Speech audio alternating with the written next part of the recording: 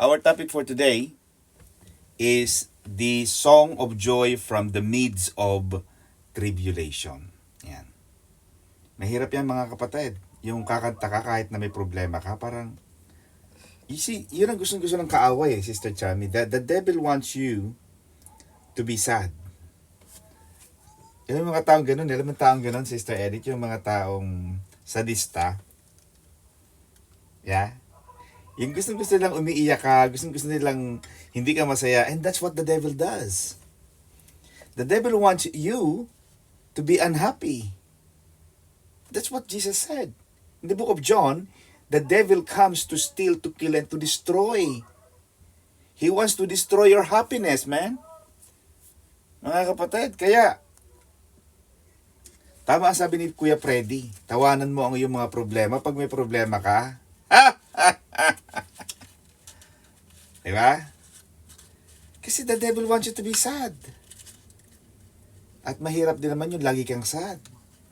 Alam mo, pag lagi kang malungkot, Sister Cecil, ang hirap kasama ng malulungkot.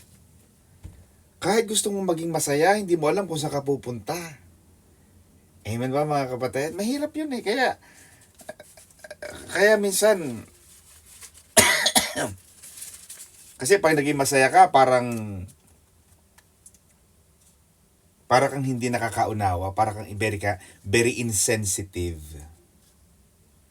Pero sa mga anak ng Diyos, mga kapatid, kailangan lagi kayong nakangiti. Kailangan lagi nakangiti, and you have to sing songs of joy. Kapag may problema, Sister Edith, you are my hiding place. La la la la la la.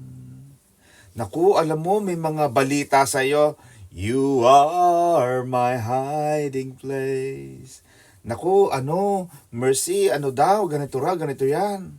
In His time, He makes all things beautiful. In His time. When the devil sees you singing despite of problems, despite of defeat, kasi minsan talo ka eh. Minsan lumuluha ka eh. Minsan despite sa mga prayers mo, pero for some reason or another, talagang hindi talaga para sa'yo. At kung talagang hindi para sa'yo yan, kapatid, when God puts a period, don't complain. When God shuts the door, praise Him. When God opens an opportunity, praise Him. Yun ang sinasabi ng Isaiah 25, mga kapatid. It is the song of joy from the midst of tribulation. Kasi natatanda natin on our last topic in Isaiah 24, it was tribulation. It was talagang paghihirap. At ang tawag dito, hindi lang basta tribulation lang, great tribulation. Kaya, I think in America, they call it Great Depression. How can depression become so great? What is great about depression? What is great about tribulation? But a Christian will always thank the Lord because His ways are better than your ways. Amen ba mga kapatid? Naalala mo yung 1940, was it 1940? I'm just going to find out the... It was in 1912,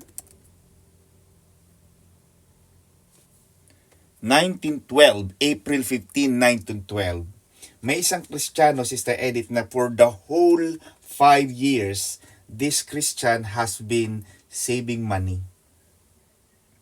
Since 1908, nag-iipon siya, Sister Cecil, ng pamasahe.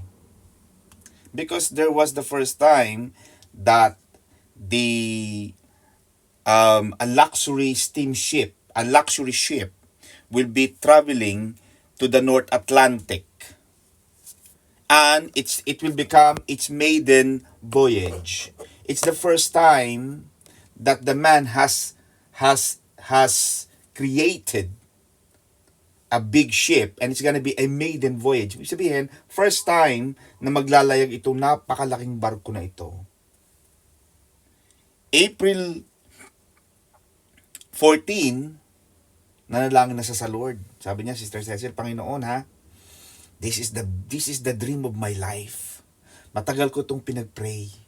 Matagal kong pinag-ipunan, nakaipon na ako, ready na ang bagahe ko, ready na ang passport ko.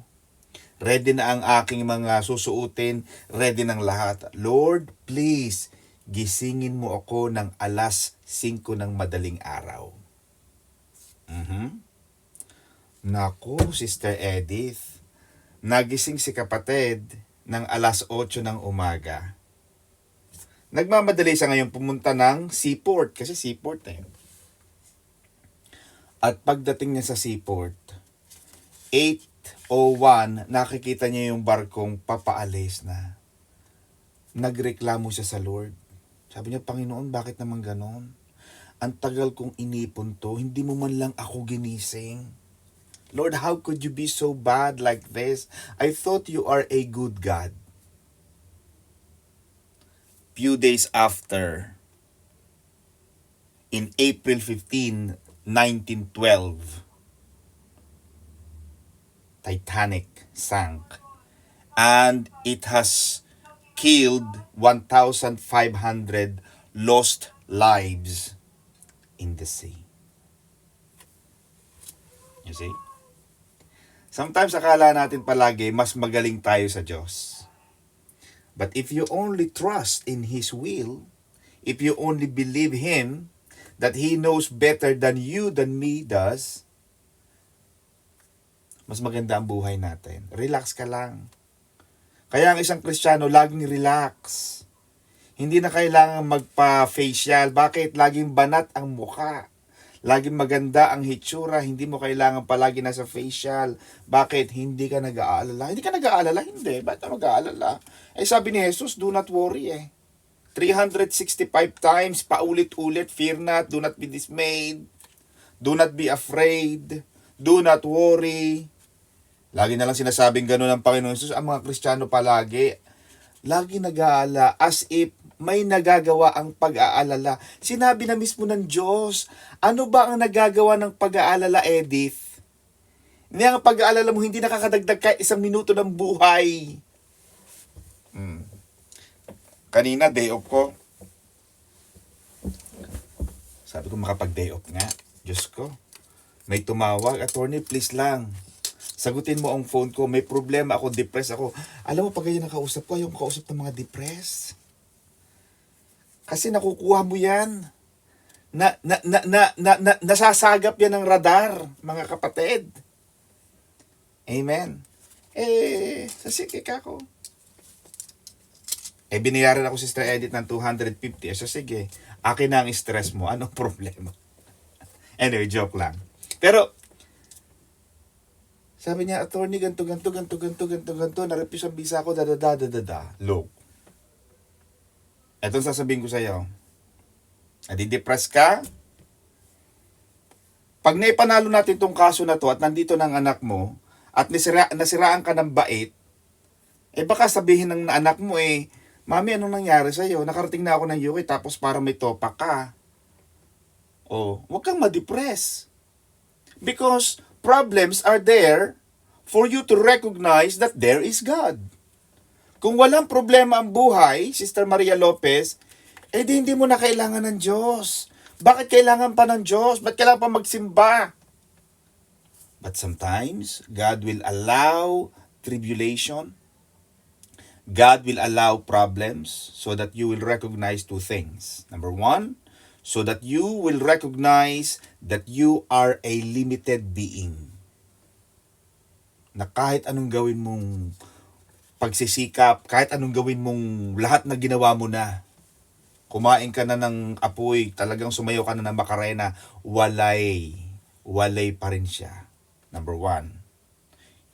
So that you will know that you are a limited being. Number 2, so that you will recognize the sovereignty, the power of God. Kaya minsan, hinahayaan ng Panginoon yun, yung mga tribulation.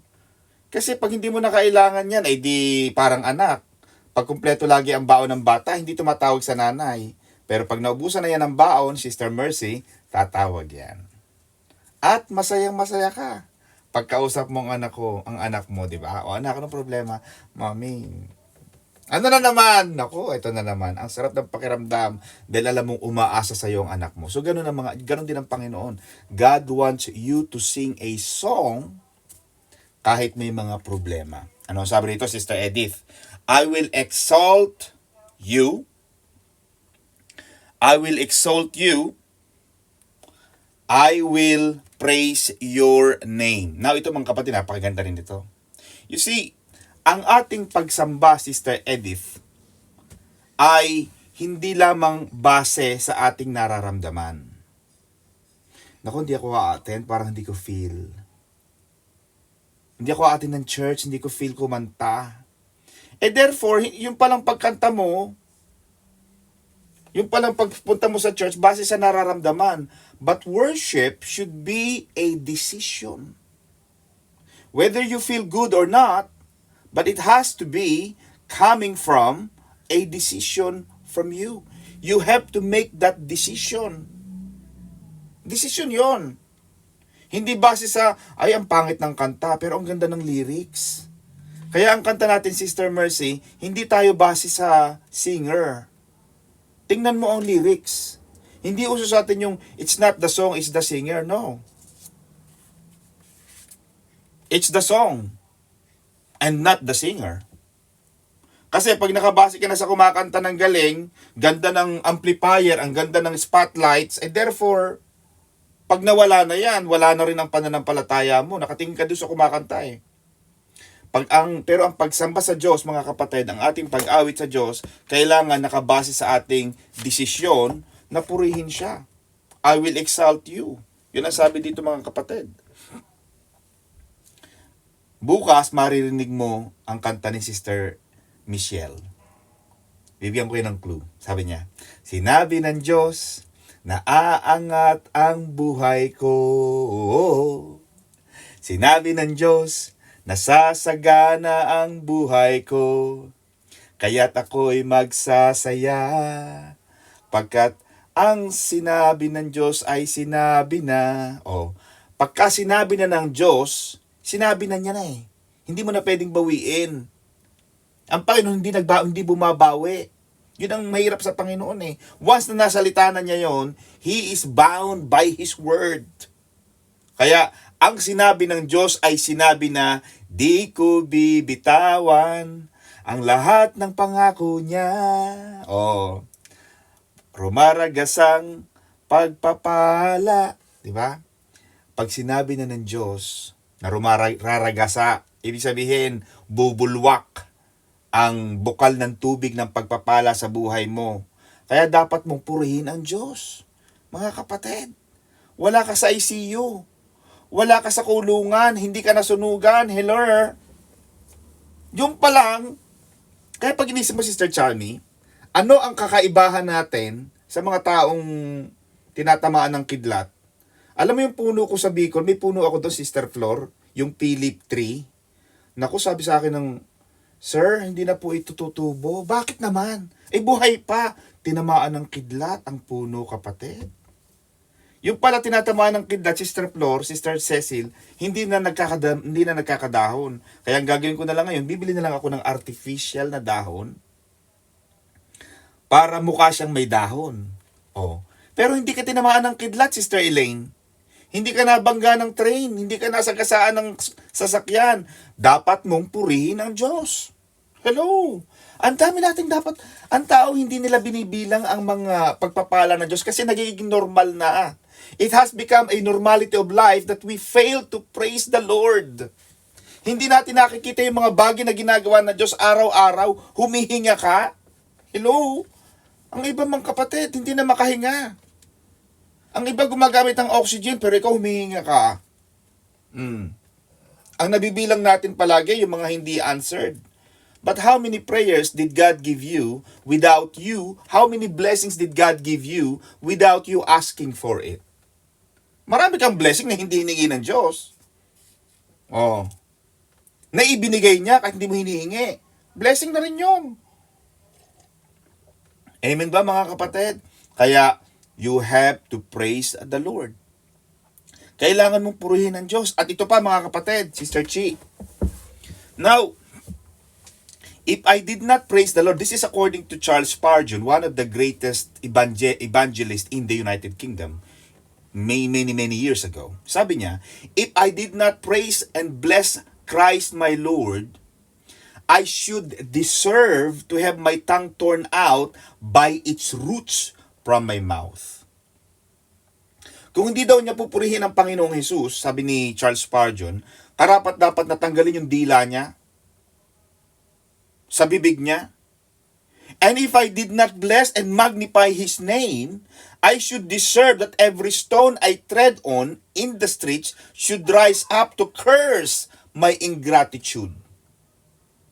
Yung mga taong walang utang na loob, ay dapat siguro, sabi ni Charles Spurgeon, dapat batuhin ako ng mga bato na to, mabuhay sila, because Jesus said anyway. Kung hindi kayo magpupuri sa akin, sabi ni Jesus, kaya kong buhayin tong mga batong to para purihin ako. Jesus said that. Di ba? Ano ang sabi niya? For I am a drowned debtor to the mercy of God. Kapag hindi ako nagpuri sa Diyos, Sister Elaine, kapag hindi pala tayo nagpupuri sa Diyos, wala tayong utang na loob sa Diyos. Ibig sabihin, magpuri tayo sa Diyos. Yun ang ating pambalik sa Kanya. Wala ka man lang may babayad eh. Sa ginawang kabutihan sa atin ng Panginoon, hello, wala. Yung sobrang ginawa niya sa atin, wala tayong pambalik, pagpupuri lang. For you have done wonderful things. And when we think about all the wonderful things that the Lord has done, it is pretty easy to make the decision to worship the Lord. Ganong karaming mga nasa ibang bansa, Sister Cecil, ang gustong pumunta ng UK. Ganong karaming mga professionals na nasa Pilipinas, gustong pumunta ng UK.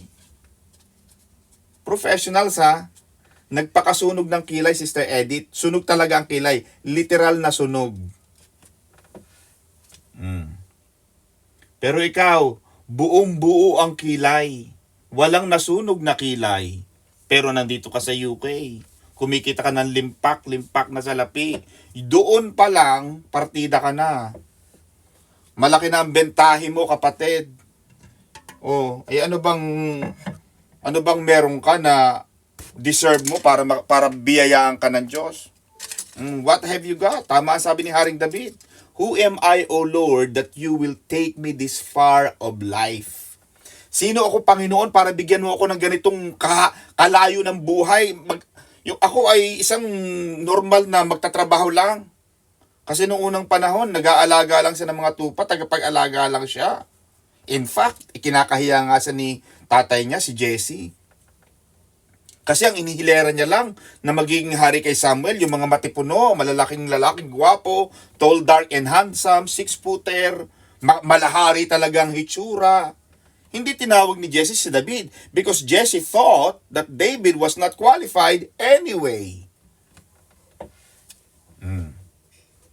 Kaya sabi ni David, Panginoon, sino ako?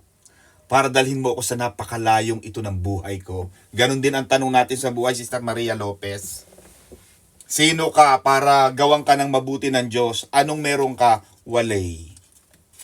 Ay di magpuri ka na lang sa Panginoon. At ang gusto ng Panginoon, ang ating pagpupuri ay punong-puno ng pag-aalaala at pagkilala. Alam mo yung remembrance? Di ba sabi ni Jesus, gawin nyo ito bilang pag-alaala sa akin. Gustong-gusto ni Jesus na inaalala siya. Amen ba mga kapatid? Naikwento ko sa inyo. Hindi nyo pa ito naririnig. Siguro. May isang pastor, Sister Edith, na inimbitahan nung kanyang miyembro. Birthday yan siguro.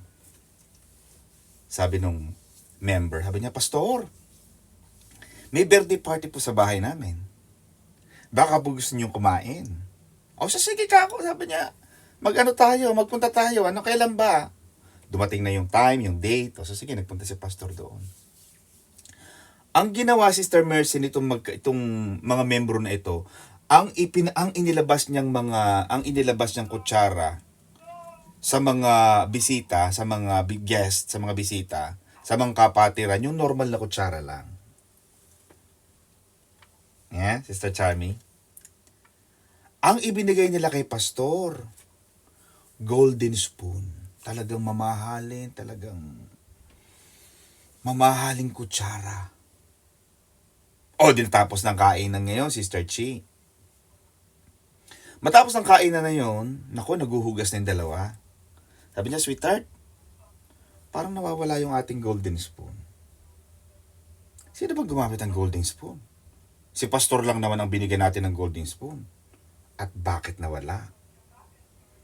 Sister Cecil, sabi nung dalawa, siguro, ninakaw ni pastor. Si pastor talaga napakasama ng ugali. Pinakain mo na't lahat. Talaga naman. Kapastor-pastor pa man din, isang magnanakaw ng kutsara. Bago pa natin napag-ipunan yan, at tagal-tagal natin itinatago, inilabas natin sa oras ng okasyon. Tapos nininokin lang niya. So sa maraming panahon, sa maraming dumaan na mga araw, buwan at taon, talagang nandoon yung alam mo yung pag nawawalan ka, alam mo itong tao to, kumuha ng ganun eh. So overt na pumupunta sa church, Sister Mercy, pag nakikita niya si pastor, nakakatingin siya. Siguro, tatandaan mo, hindi ko nakalimutan ha. Nako, ito na naman, magbe-birthday na naman the following year, Sister Charmy. Ito si, nag-imbita na naman siya. Sabi ng mag-asawa, birthday na naman ng anak natin, iimbitahan ba natin si pastor? Baka Nako, nahihiya naman siya, Sister Cecil, na hindi imbitahan si pastor kasi siya lagi ang inimbitahan eh. Nako, nung inimbitahan si pastor, Sister Edith, ang ginawa nitong mag-asawa, ang inilabas namang kutsara, plastic na lang. Sabi niya, kahit mawala ang plastic na kutsara at tinidor, okay lang. Kahit nakawin niya, okay lang kasi plastic. Eto na, dumating na si pastor, Sister Chami. Itong si babae hindi makatiis. Sabi niya, pastor, tapos na ho kayong kumain? Oo, tapos na. Pwede ho kayo makausap. Ano yon? Pastor, natatandaan niyo, tanong last year?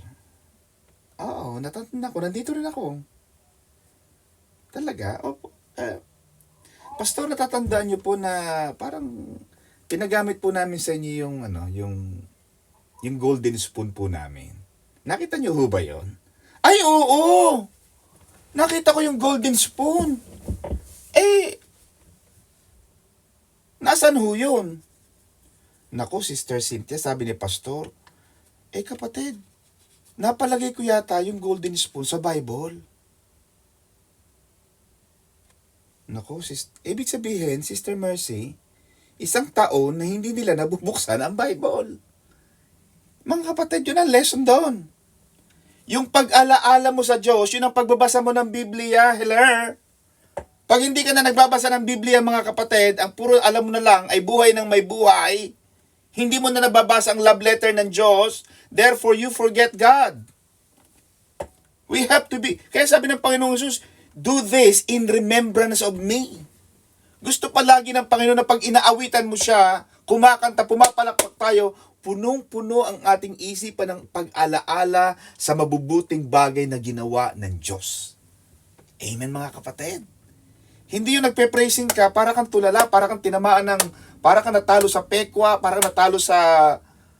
Amen ba, mga kapatid? Ang iniisip mo, naku, yung sinain ko, sino kaya ang magpapatay ng aking kalam? Sino kaya ang, naku, nasa na kaya ang aking anak? Nasa na kaya ang... Amen, mga kapatid. So, sabi ng Panginoon, sabi ng Biblia, your counsels are of old, are faithfulness and truth. So, kailangan, mga kapatid, when we remember the greatness and permanence of God's Word, it makes us want to praise Him. Ito ang sinasabi ni Sister Michelle, na ang sinabi ng Diyos ay sinabi na. Ang tawag dyan, Sister Mercy, Sa mas malalalim na English, the Word of God is an impregnable word. Impregnable word, mga kapatid, hindi mabubuwag. Pag sinabi ng Diyos, nasasagana ang buhay mo, aangat ang buhay mo, kailangan paniwalaan mo yan dahil pag pinaniwalaan mo yan, mangyayari yan sa buhay mo. Amen, mga kapatid? Aangat ang buhay mo eh. Amen? Hindi pa ako nagpipreach, wala pa, Bible study pa lang yan. Bukas tayo magpipreach. Verses 2 to 3. For you have made a city of ruin, or for you have made a city a ruin. Kasi ang Panginoon, just. He is the God of justice. Kaya, He is a judge. Because He want justice. The word justice came from the word judge. Paghatol. Kasi, patas ang Panginoon. Kaya ayaw ng Panginoon na nanlalamang. Makalamang ka sa ganitong partihan, sa ganitong departamento, babawiin sa iyo yan ng buhay sa ibang bagay. O, ganun din naman. Makuhanan kasi konting ito, gagantihin ng Panginoon sa ibang bagay. Balanse ang aklat ng Diyos. Yung books ng Panginoon, balance. Amen ba, mga kapatid? Ganun ang ginawa ng Panginoon sa Sodoma at Gomora. Hindi naman huhusgahan ng Panginoon ang isang lugar kung hindi sila karapat-dapat. Pero the fact na sinira ng Panginoon, sinunog ng Panginoon, pinuksan ng Panginoon ng Sodoma at Gomora, ang Nineveh dapat ganyan din eh. Oh. Kasi ang Nineveh, pinapupuntahan kay Jonah. O Jonah, sobrang makasalanan ng mga taga-Nineveh. Ano ba? Ayaw ni Jonah pumunta sa Nineveh kasi makasalanan ng mga tao doon. Parang sinasabi ng Panginoon, Sister China, pumunta ka ng Tondo, doon ka mag-preach sa Tondo. Paano ka mag-preach sa Tondo? Lahat ng mga tao doon, tirador. Amen ba? Ayaw niyang pumunta sa Nineveh. Kasi makasalanan. Sabi ng Panginoon, pag hindi nagsisi ang mga yan, papatayin ko sila lahat. Igagaya ko sila sa Sodoma at Gomora. Anong nangyari? Nagsisi ang mga taga-Nineveh. Pati mga hayop at mga hari nila, yung mga matataas na tao, nagsisi at nagluksa. Humingi ng tawad sa Diyos. Kaya nawala ang galit ng Diyos. Hindi sila napatulad sa Sodoma at Gomora. Pero they were about to be destroyed. Kung hindi dahil kay Noah, hindi sila nagsisi. Rather than kay Jonah. Ganon din ang Sodoma at Gomora. Kung hindi karapat-dapat na puksain yan, hindi sila pupuksain ng Diyos. At ang maganda pa rito, mga kapatid, sa Sodoma at Gomora na makikita natin, pinatakbo ng Panginoon sina Lot. Lot, go. I'm about to be destroyed. I'm about to destroy Sodoma at Gomora. Go. Patas ang Diyos eh. Yung mga walang kasalanan, inaalis ng Panginoon. Para pag tinupok niya, yun lang mga makasalanan. Ganun ang fairness ng Diyos. Amen ba? Ang tao kasi, Sister Edith, pag nagalit, damay-damay. Ang galit mo lang dito kay A, pati si B, C, D, E, F, G, lahat na galit na. Dapat hindi. Doon ka lang naman galit kay A, huwag mo na isama si B. O kung galit ka kay B, huwag mo na isama si C at A. Dapat ganun. Patas lang. So mga kapatid, we are studying. We are trying to dissect the words. The strong people will glorify you. So ganun din. Yung city of terrible nations will fear God. The unrighteous people, yung mga taong hindi matuwid at mga makasalanan, they will see the righteous judgment. Makikilala nila ay tama ang ginawa nitong Panginoon. Dapat na talagang parusahan kasi sobrang na makasalanan. Kaya patas ang Panginoon. Ano pang pwede natin pag-aralan, mga kapatid? Ito nabanggit ito ni Pastor J, mga kapatid.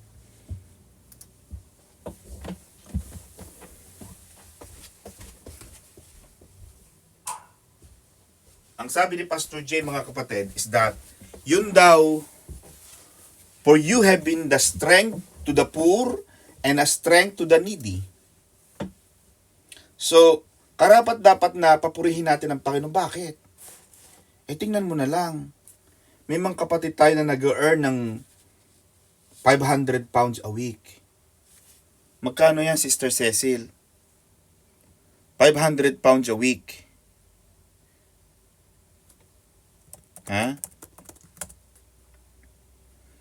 500 pounds, o pagpalagay na 2,000 ka per month, times 70, 140,000. Sa Manila rate ngayon, mga kapatid, kung kayo hindi natatanong, sa Manila rate nasa 500 sila. Kung 20 days silang nagtatrabaho, o pagpalagay na 20 days, times 500 pesos, 10,000 pesos lang sila.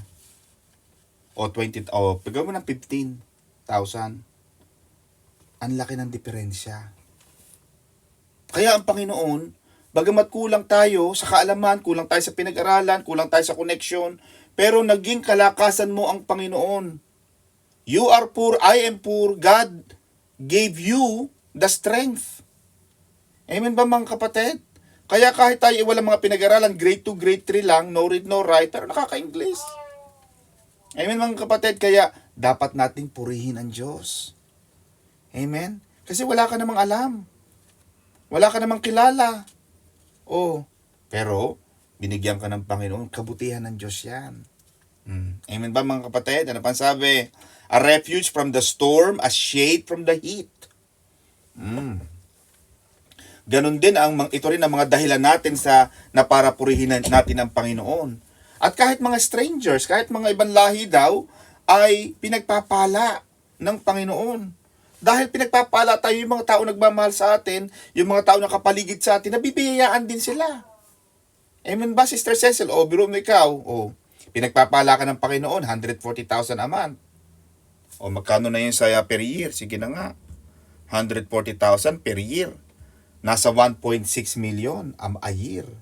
Huwag ka nalang kakain. Sister Cecil, lagi ka naman kumakain sa labas, kaya nababawasan yung 1.6 mo. Diba? Pero yung sinusweldo mo na yon na ibinibigay sa'yo ng Panginoon, in return, yung mga taong nagmamahal sa'yo, pinapadalhan mo, natutulungan mo, nabibiyayaan din sila. Kaya sabi rito, a refuge from the storm, a shade from the heat. At ito pa, God will even quiet the song of the terrible ones. O, biruin mo. Yun daw mga taong mga pangit kumanta. Ito ang sabi rito, Sister Cynthia eh. Binabasa ko yan sa Tagalog eh. Oh, ha? Ang sabi rito, matitigil ang awit ng mga kakilakilabot. Ibig sabihin yung mga taong pag kumakanta ang mga tao ay kinikilabutan dahil mali-mali naman, sabi ng Panginoon, patitigilin niya. Amen ba? Oh, may mga taong kumakanta kakilakilabot. Ay sabi rito ng Biblia, patitigilin ng Diyos. God will even quiet the song of the terrible ones. Praising God for what He will do. Magkakaroon naman tayo ng piyesta, sabi ng Panginoon. Oh. A feast of choice pieces, a feast of wines on the lees, of fat things, full of marrow, of well-refined wines on the lees. Ibig sabihin, Sister Edith, tayo daw mga anak ng Diyos, ay magkakaroon tayo ng victory party. Bakit? Kasi after ng tribulation, magkakaroon tayo ng victory party or awards night or awards banquet when the final battle is over. And we will hear, Sister Mercy, from the mouthpiece of our King, well done, my good and faithful servant. Amen? Na ikagagalak ng Panginoon, isang matalinong alipin, halika. Tapat na alipin, halika. Pasok ka sa aking piging. Papapasukin tayo ng Panginoon. At nakalagay rito mga kapatid, alam mo ba, Sister Cynthia, na Jesus is really looking forward to this banquet. I'm aware of the time. Nilulook forward ng Panginoon yung banquet. Alam mo yung mga nagpapakain, nagpapadinner? Yung banquet na yon mga kapatid. Kasi sinabi ng Panginoon yun, Sister Mercy, sa kanyang mga disipulos during the Last Supper. Ang sabi ni Jesus, I will not drink of this fruit of the vine from now on until that day when I drink it new with you in my Father's kingdom. Hindi na muli akong iinom ng sarong ito. Doon na lang ulit tayo magiinuman sa kaharian, sa palasyo ng aking Ama. Matthew 26:29. At dito, kapatid, ay sinabi ni Jesus na talagang nananabik siya na dumating na yung communion na yon, nakasama niya tayo. Amen mga kapatid. Kung si Jesus nga, Sister Cynthia, ay excited na makasalo ka. Alam mo bang yung makasalo mo yung mga, iba kasing kasalo ang mga ang mga top people Ha? Pag nakasalo mo sa kainan mo si PBBM, nakasalo mo sa kainan mo sina Lucio Tan, yung mga Top Guns, Ayala. Iba ang feelings mga kapatid. When I remember this because as you know mga kapatid, Pastor Don is dati ako nagbebenta ng mga real estate, Sister Edith. At sa mga real estate mga patimpalak, mga palaro o challenge, lagi ako nananalo. Kaya lagi ko naka-dinner ko na yan yung mga may-ari ng mga big company sa Pilipinas. Amen. May nakasalo pa ako diyan yung developer ng Pan Manila, Hotel Pan Manila, Pan Manila. Basta parang ganoon, parang napakalaking hotel niyan. Pan Manila sa may Malate. Na lahat ng meron kasing Pan Singapore Pan Hotel Manila. Was it Pan Hotel? Pan Hotel Manila. Oops, inalis ko yung aking internet. Na lahat ng mga dinadaanan namin, Sister Cecil, dahil ang dumating ay yung may-ari ng Pan Hotel Manila. Pan Hotel Manila. What's the name of the hotel? Malate.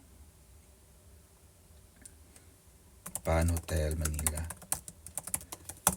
Dumarating sa Sister Cecil ay Pan Pacific Manila. Yan. Pan Pacific Hotel Manila sa Adriatico. Nakasalo ko yung may-ari niya, Sister Cynthia. Isa lang yan sa mga nakasalo ko. Marami pa ako nakasalo. Hindi ko na sabihin pangalan. Pero Manny Villar, nakasalo ko na rin yan. Lahat ng dinadaanan namin, Sister Mercy, nung dumating yung may-ari ng Pan Pacific Manila, lahat para mga dahon ng saging na natutumba. Because he was Chinese. Ibang kasalo, kapatid. Ibang kasalo, Sister Mercy, ang mga matataas na tao. Amen? Pag-aaralan natin yan eventually. Ano yung etiquette sa ang kasalo natin mga matataas na tao? Dapat dinumero ang ating pagsubo. Ay, pag-aaralan natin yan eventually. Ganon din, Sister Edith. Tayo mga kapatid, iniimbitahan tayo ng Panginoon sa kanyang piging, sa kanyang table. Birun mo, kasalo mo ang Diyos na lumikha ng langit at lupa. Mga kapatid. At sabi ni Jesus, I am longing for that day. Yung kanyang expectation, Sister Charmy, na makasalo ka niya. Amen mga kapatid. And Jesus is excited about this event. Dapat ikaw din excited. Ano pa sinasabi, Sister Cynthia? The veil. O naku mga kapatid, ang haba nito kaya ang ganda nito The veil that is spread over all the nations. So sinasabi ni Prophet Isaiah, yung destruction of evil, this is what the Lord will destroy. Ito ang sisirain ng Panginoon mga kapatid. And listen to this, because this is very important. The picture is that there is a veil, merong kurtina, yung veil, yung kurtina sa ating Tagalog na salita, there is a veil that is spread over all the nations that keep them from seeing God. May mga talukbong na naka-cover sa buong daigdig para hindi nila makita ang kabutihan ng Diyos, para hindi nila makita ang pag-ibig ng Diyos, at para hindi sila sumunod sa Diyos. But on this glorious day, according to Prophet Isaiah, the Lord will destroy that veil. And listen to this, Sister Mercy. When Prophet Isaiah wrote this, there were thousands of years between Isaiah and Matthew. So Prophet Isaiah is writing, pointing towards the Messiah. In the New Testament, sinabi ng Apostol Pablo na Israel is being blinded by veil. Sinabi ng Apostol Pablo in 2 Corinthians 3:15, but even to this day, when Moses is read, a veil lies on their heart. Marami daw mga Marami daw mga kapatid, mga Israelita ang natatalukbungan, nakukuberan ng veil. In Isaiah's day, it was more apparent that the nations were veiled. Talagang may takip. May takip ang mga bansa para hindi nila makilala ang Diyos, hindi nila makita ang Diyos. Remember when Jesus was walking, I think this was my preaching last week sa Italy. There were two men, or two people rather, walking towards Jerusalem. Ang pangalan ng place, Emmaus, or Emmaus, whatever the pronunciation is. But the Bible said, Sister Cecil, that St. Luke said, but they were veiled not to see Jesus. Talagang natakluban ang kanilang mga mata para hindi agad nila makilala si Jesus. So ito ang sinasabi mga kapatid, that nung panahon ni Apostol Pablo, may cover, may talukbong ang Israel. But for both the nations and for Israel, the remedy is the same.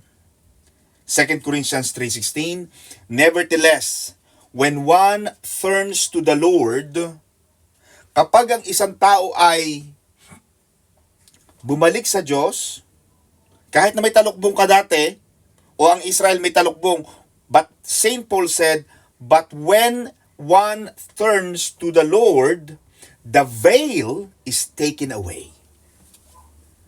Kaya ang maganda sa tao, pagka nagkakamali, bumabalik na sa Diyos. Wala naman talaga nakabuo ng galing. Lagi tayo may sablay, lagi tayo may pagkukulang, lagi may mali. Laging nakakasala, laging minsan ganun eh.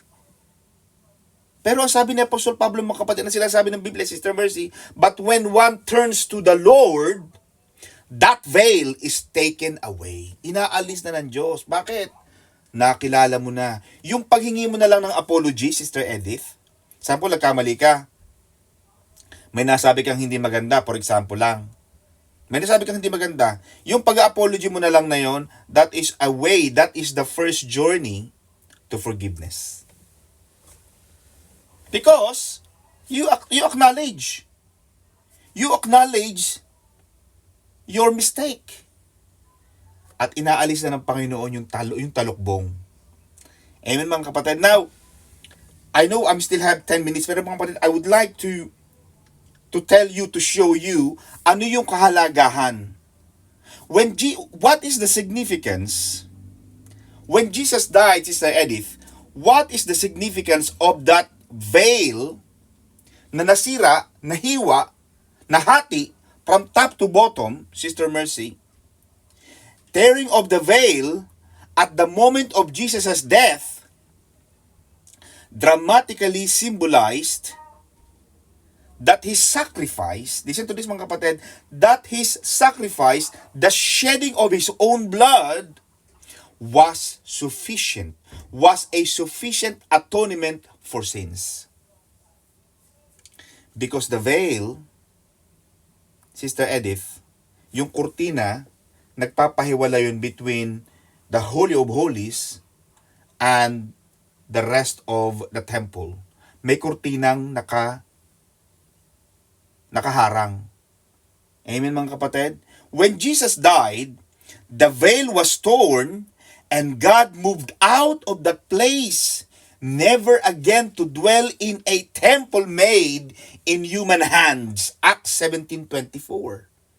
The Bible said so. When Jesus died, Sister Mercy, hindi na muling bumalik ang Diyos sa templong yun ng Jerusalem made by hands.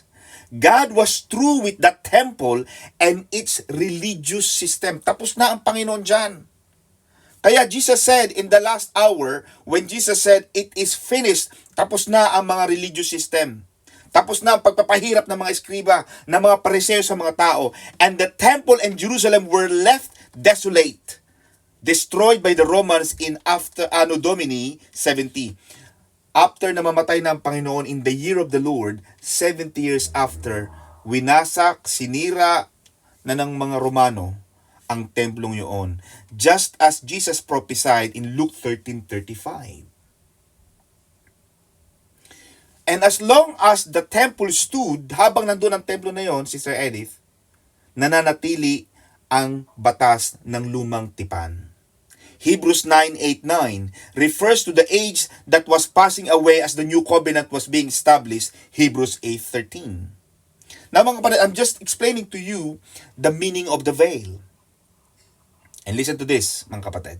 The veil, yung kurtina, yung talukbong, the veil was symbolic of Christ Jesus Himself. The veil was symbolic of Jesus Christ Himself because He is the only way to the Father. John chapter 14 verse 5 and 6. Ito mga kapatid is indicated to the fact that the high priest, nung unang panahon, yung mga matataas na saserdote, yung mga archbishop, lang ang nakakapunta sa Holy of Holies through the veil. They have to pass through, Sister Cynthia. Kung ito ang veil, ng kapatid, ito ang veil, ito ang kurtina na naghaharang, ito ang Holy of Holies, and ito ang outer courtyard ng templo, ng tabernacle, only the high priest once a year, Sister Edith, can enter through the Holy of Holies, but they have to pass through the veil. What did Jesus say? No one comes to my Father except through me. Naunawaan mo, Sister Mercy? And because that veil, when Jesus died, the veil was opened. It means na pwede na ang Diyos, mga kapatid, it doesn't only allow you to go to God, God can come to you. Makakapunta na ang Diyos, mga kapatid, sa iyo. The profound significance, we will see the image of Jesus' flesh being torn for us, just as He was tearing the veil for us. The profound significance of the tearing of the veil is explained in the book of Hebrews. The things of the temple were shadows of the things to come. He was the veil to the Holy of Holies. Kaya sabi ni Jesus, Sister Edith, I am your intercessor. Ang namamagitan sa iyo, Sister Edith, ang namamagitan sa iyo, sa Ama, ay ang Diyos Anak. Because lagi nagagalit ang Diyos Ama eh. Pagka nagkakamali tayo, but when Jesus said that, Edith, tinanggap niya ako bilang sarili niyang Panginoon at tagapagligtas. Jesus has become your attorney. Ipinaglalaban ka ng Diyos. Amen ba? Ganyan tayo kamahal ng Diyos. And through His death, Sister Priscilla, sa pamamagitan ng kamatayan ni Jesus, through His death, the faithful now, yung mga tapat na lingkod ng Panginoon, have free access to God. Amen. Pwede na tayong lumapit sa Diyos, Sister Charmy. Diretsa na tayo. The veil in the temple was a constant reminder that sin renders humanity unfit for the presence of God. Yung veil na yon, Sister Edith, nagsasabi yon na ang mga makasalanan hindi pwedeng pumunta sa Holy of Holies. Kasi pag tayo makasalanan, pumunta tayo dun sa Holy of Holies, where God, the sovereign God lives, patay agad tayo. But the fact that the sin offering was offered annually and countless other sacrifices repeated daily showed graphically that sin could not truly be atoned. Sa dami ng napatay na mga hayop na mga tupa, Sister Edith, hindi na matapos ang kasalanan ng tao at kulang palagi. Hindi naman talaga tayo matutubos sa kasalanan. Yun ang atonement na tinatawag. Or erased. Hindi mabubura ang kasalanan natin sa pamamagitan lamang ng mga sacrificial lambs o mga animal sacrifices.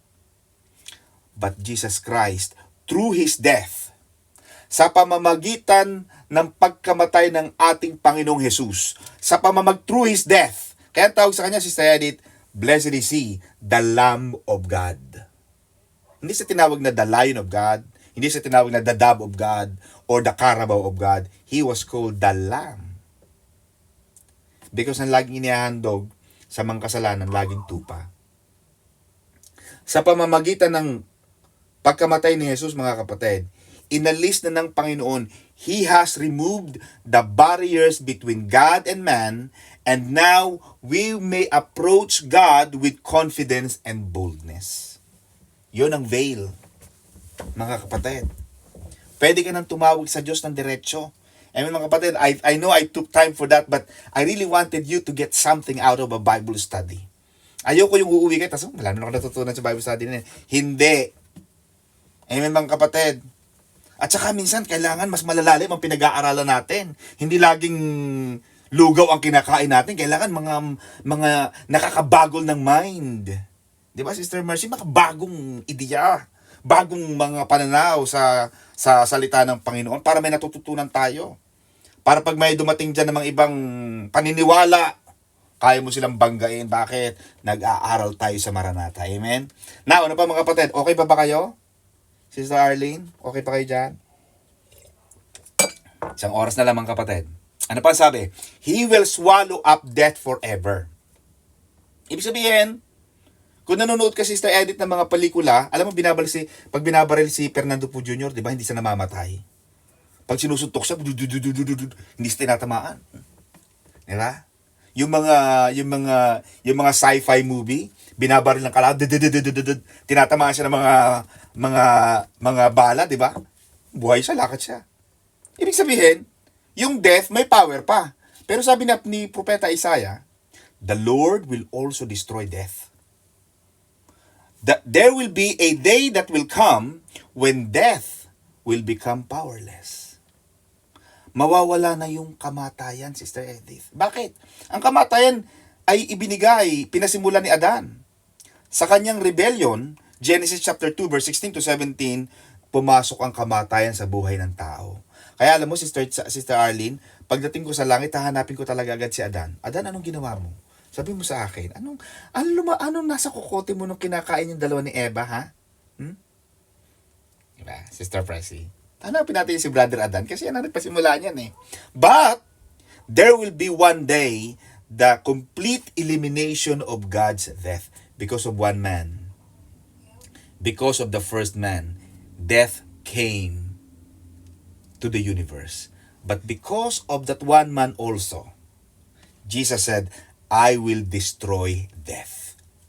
Kaya, yung proclamation na yun mga kapatid, at si Apostol Pablo, alam niya yon, and he is looking forward for that day. He proclaimed in 1 Corinthians 15:54, death is swallowed up in victory.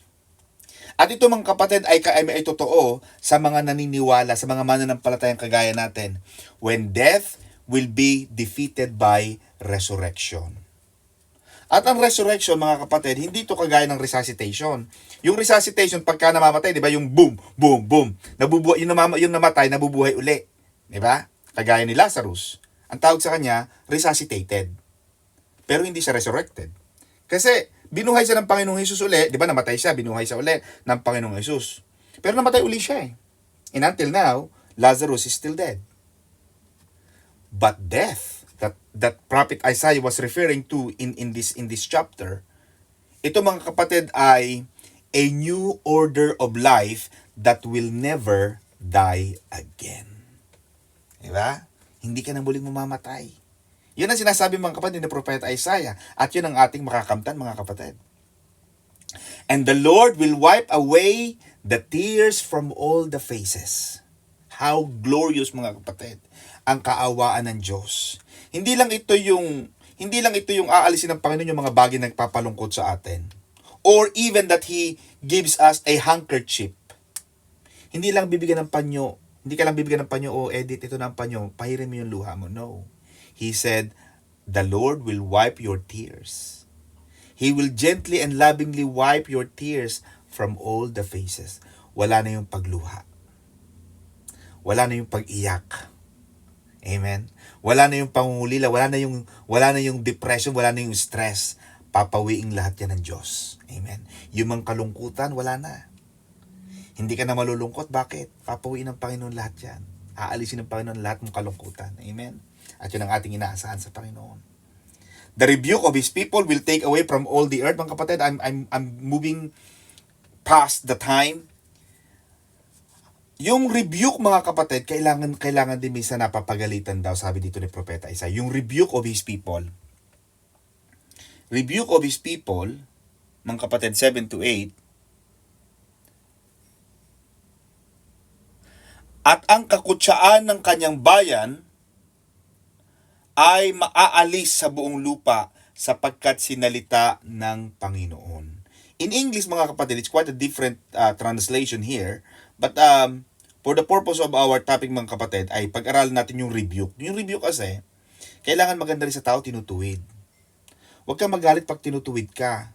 Pag tayo tinutuwid, huwag kang magagalit. Because kung hindi tayo, kung ang Panginoon hindi tayo tinutuwid at itinatama, baka patuloy tayo magkamali na magkamali. 'Di ba? Tapos isisihin mo pa, hindi mo sinabi. Oh. Dapat sinabi mo agad. May mga tao naman kasi pag kinukorek mo, pakialam mo, buhay ko to. Oh, kung hindi ka mahal ng Panginoon, hindi ka niya talaga pakikialaman. But the fact that God loves you, the Bible says, Sister Mercy, God disciplines, God corrects His children He loves. Oh, mahal ka ng Panginoon, kinukorek ka. Pero, sabi rito, Sister Edith, pero darating daw mga panahon na yung kakutsaan ng aking bayan ay maaalis sa buong lupa. Aalisin na ng Diyos ang iyong mga kahihiyan. Amen ba? So, kailangan natin ipagpasalamat sa Diyos yan. And we also thank God for the faithful rebuke of His people until then. Kaya habang kinukorek ka ng Panginoon, magpakorek ka na magpakorek. Kailangan mo yan. Hindi ka naman perpekto. Amen ba? Ano pa ang sabi, mga kapatid? Behold, this is our God. Ano yan, mga kapatid? Verse 9. At sasabihin sa araw na iyon, narito, ito ay ating Diyos. Hinintay natin siya at ililigtas niya tayo. Ito ang Panginoon. Ating hinintay siya. Tayo ay matutuwa at magagalak sa kanyang pagliligtas. Kaya tayo, mga kapatid, tayo yung mga tao na hindi natatakot na ipakilala ang Diyos sa lupa. Kaya ikaw, kung ikaw ay may Facebook, huwag kang mahiyang mag-share ng Bible verse. Ang lagi mong share yung utang na may utang, yung ginawang ganito ng kapitbahay. Ang i-share mo, mga kapatid, God loves you. Yung mga inspiring. Amen ba? Hindi yung mga pangit na salita. Amen ba? Kaya sabi ng Panginoon, behold, behold, this is our God. And we will be blessed to hear Him confess us before our Father in heaven. Luke chapter 12 verse 8, para mas maging makatotohanan. Anong sabi rito, Sister Edith? Jesus said, I say unto you, whoever confesses me before men. Sino man ang nagsasalita, nagpapakilala sa akin, sa gitna ng mga tao, will also be confessed before the angels of the Lord. Oh. But he who denies me before men, will be denied before the angels of God. Kaya kung ikinahihiya mo ang Panginoon, ikakahiya ka rin ng Diyos. Pero sabi ni Jesus, pag hindi mo ako kinahiya, hindi rin kita kahihiya. O ganun lang yun. Patas-patas lang. Ano pa ang sabi? We have waited for Him and He will save us. God sometimes will be distant or cruel. Minsan ang kala mo sa Diyos, matapang, malayo. Pero, kailangan tayo maghintay. Huwag palagi nagmamadali. Lagi parang may hinahabol. Saan ka pupunta? Kapatid. Lagi naghihintay. Because God's ways are better than yours. Amen ba? His ways are really the best. Amen? Kagaya nung patato kanina, o kung nagising siya ng maaga, Sister Edith, nakasakay siya sa Titanic, o di patay siya. O, ay baka, Sister Cynthia, ito natututunan ko bilang isang Kristiyano. Habang tumatanda ako sa pananampalataya. God's provisions, God's blessings are God's provisions. But rejections sometimes are God's protections. Pag may ganun kang pananaw, hindi ka malulungkot. Ay, bakit kaya hindi ko nakuha yon? Bakit kaya hindi ko naabot yon? Hindi ko kaya nagawa yon? O, may ginagawa ang Panginoon. Kasi kung para sa iyo yan, gagawin ng Panginoon sa iyo yan eh. Talagang para sa iyo yan eh. But the fact na hindi napunta sa iyo, hindi nangyari, sabihin, may plano ang Diyos. Lord, I trust you. Because your ways are better than mine. Amen, mga kapatid?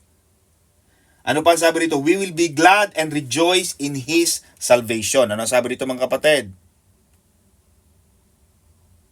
Konti na lang to, Sister Edith. Konting-konti na lang. Gusto ko lang matapos to, mga kapatid, please. Kasi marami naman tayo magkakapatid, mga kapatid. Facebook lang kayo. Sandali na lang. Tapusin na natin ire. Ano ang sabi mga kapatid? Verse 9. At ako'y matutuwa at magagalak sa kanyang pagliligtas. Biruin mo, Sister Mercy, hindi naman ikaw ang nagligtas sa sarili mo. Sister Elaine, hindi ikaw. Kasi kung sa sarili natin, Brother Soap, ang magliligtas sa sarili natin, di mayabang tayo. Pagdating mo sa langit, Sister Edith, Lord tamo andito ako sa langit ngayon because magaling ako Pero ang sinasabi ni Prophet Isaiah mga kapatid, ang sinasabi niya rito is, we will be glad and rejoice in His salvation. Kaya yung salvation na yon ng Panginoon na ibinigay niya sa atin, yung kanyang pagliligtas, there is everything to be glad and rejoice in. Wala kang ginawa, Sister Cecil. Wala kang ginawa. Hindi ka namatay sa krus. Hindi ka naman nagbayad ng iyong mga utang. Alam mo ba sa UK, Sister Cynthia, na pag nakagawa ka ng kasalanan, alam mo yung may community service, di ba? Sino na rito nakapag-community service? Yung, oops, ikaw may mga ganito, may mga kliyente akong ganun, may mga nag-handle ako ng civil claims, yung mga civil offenses. Meron sila, naglilinis sila ng kalsada, nagpipintura sila ng mga eskwelahan, community service, nagbabayad. Pero tayo ba, Sister Maria Lopez, may binayad ba tayo sa ating mga kasalanan? Wala. Sino nagbayad? Diyos ang nagbayad para sa atin.